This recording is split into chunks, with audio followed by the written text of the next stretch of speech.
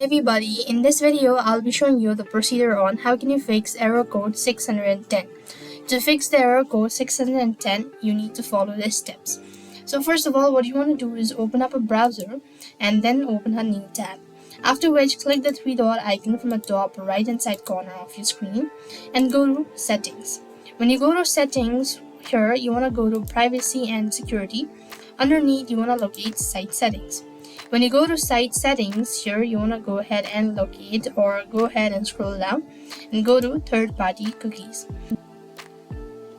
So right on this page, what you want to do is go ahead and click on see all site data and permissions, locate Roblox on this field, then click on the bin icon in order to delete this out, and this should be able to fix the issue.